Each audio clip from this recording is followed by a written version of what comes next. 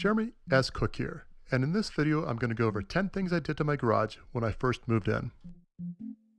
You can see it here, all my tools are laid out, the floor looks nice, the workbench is organized, ready to build whatever contraption I come up with next.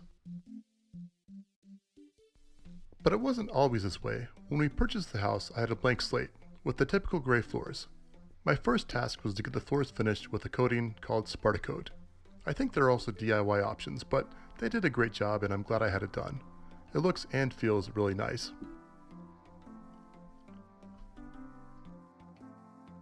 With the floors coated, I made a plan where I wanted all my benches and tools. The idea was to be able to park a car on the other side, which I did, once at least. I also mapped out where I wanted extra power outlets as options were extremely limited. Having a plan let me use space wisely and place stuff where I wanted when I actually had some help from the movers. As mentioned, power outlets were limited in this garage, so I hired a company to put in extras. They use quad boxes and two 20-amp circuits so that I have plenty of power and outlets for my machinery. Given my house's concrete block construction, they use metal conduit to run the wires. This made for a perfect mount for my clamp lights, which I secured with the help of zip ties. I also purchased a desk clamp style light that clamps onto one of my workbenches. This will be great for lighting up precision soldering work as well as my milling machine. I also installed Pegboard for easy tool access. Being able to grab a tool whenever it's needed is great, and I made custom spacers in order to allow it to fit over the conduit. Tapscon screws were used to fasten things to the concrete block, which worked quite nicely.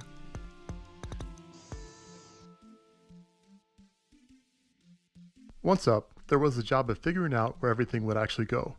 But after some rearranging, I got most of my manual tools to fit. For the power tools, I decided to hang another piece of pegboard, allowing me to get my most important items out in the open.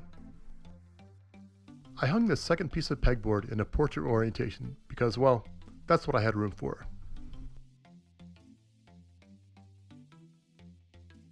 Next, I put up a shelf in order to store my paint and stain. The idea was that it would act like a bookshelf, putting everything on display for me to see and pick out. I sanded it and drilled holes for my Tapcon screws, the same kind that I used for my pegboard. Then well, there goes the camera. The good thing was it's a GoPro camera, so it survived the fall, and the actual mount I made myself. So put it back together with some glue, fastened together, and I think I made some shots with that fastened like that.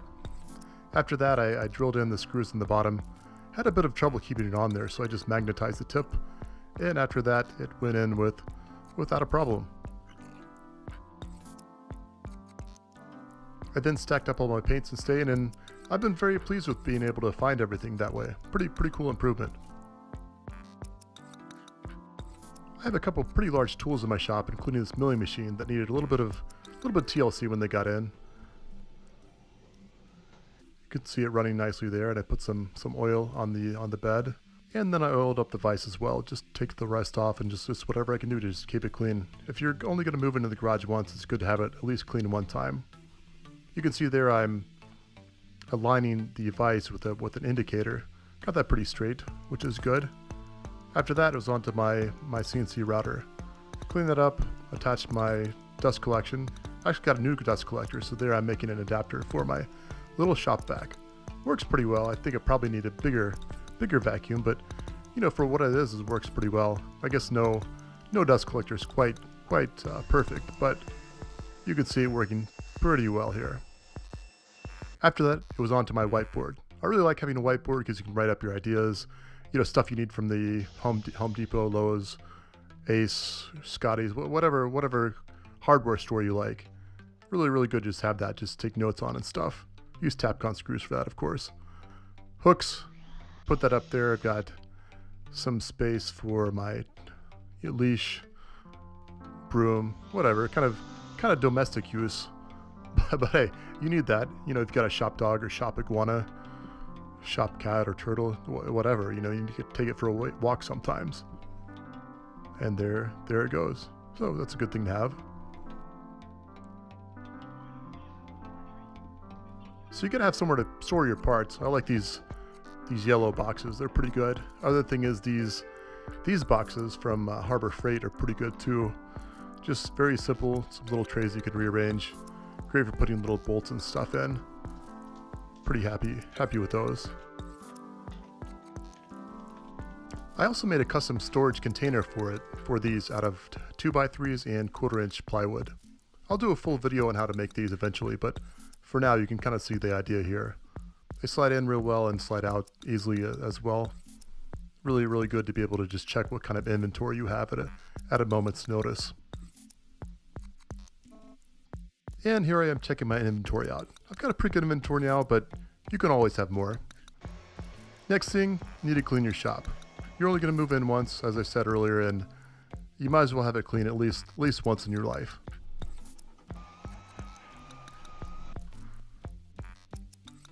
After that, you should have the shop that's clean, organized, and just a great place to be able to let you make stuff at a moment's notice. I've been really happy with all the improvements.